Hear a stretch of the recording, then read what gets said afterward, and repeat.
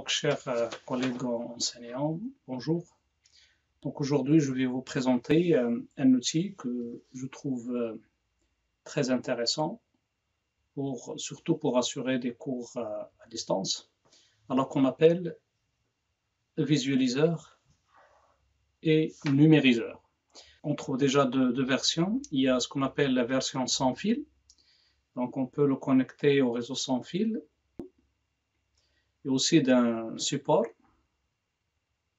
magnétique comme ça pour le poser d'une manière facile sur n'importe quel support. Et ça, c'est une version câblée que j'ai ici. Je vais le brancher sur le port USB de mon ordinateur. Je vais l'allumer. Là.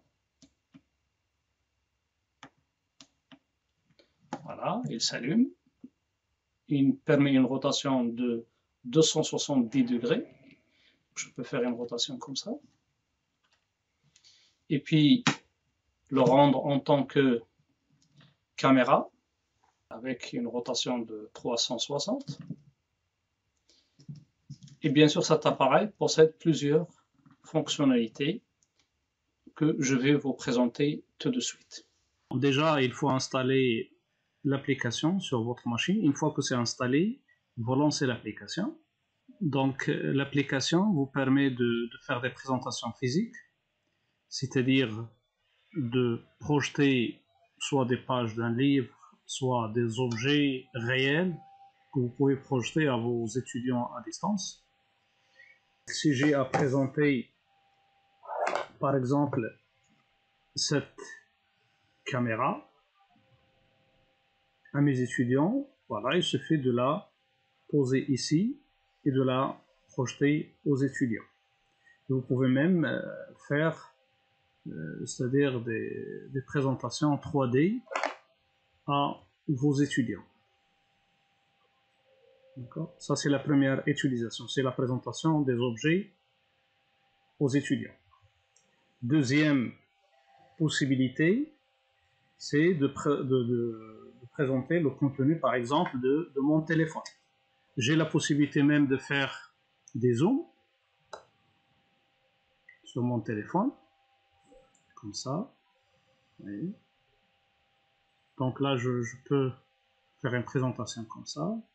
Donc je peux faire une navigation sur WhatsApp, sur Facebook, bien présenter carrément une application à mes étudiants que j'utilise sur mon téléphone. Donc je peux présenter ma tablette. Donc, comme ça, voilà. Donc voilà le contenu de ma tablette que je suis en train de présenter à mes étudiants pour leur expliquer des choses sur ma tablette. J'ai aussi la possibilité de prendre un document, il y a une feuille, et de commencer à expliquer ou bien écrire, par exemple, soit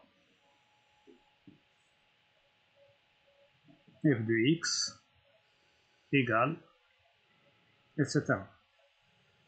Je peux dessiner, par exemple, une courbe. Donc j'ai plusieurs possibilités. Donc en écrivant sur un document, ça peut remplacer un tableau. Encore, je peux par exemple projeter le contenu d'un document à mes étudiants. Donc voilà la première utilisation, ce qu'on appelle la présentation physique. Comme vous avez la possibilité de faire une rotation sur le document, de prendre une capture, une photo du document. Vous avez la possibilité d'enregistrer une leçon.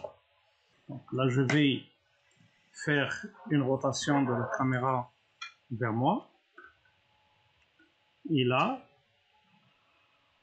je suis en train d'enregistrer mon cours. Vous avez la possibilité de faire ce qu'on appelle la reconnaissance optique, l'OCR.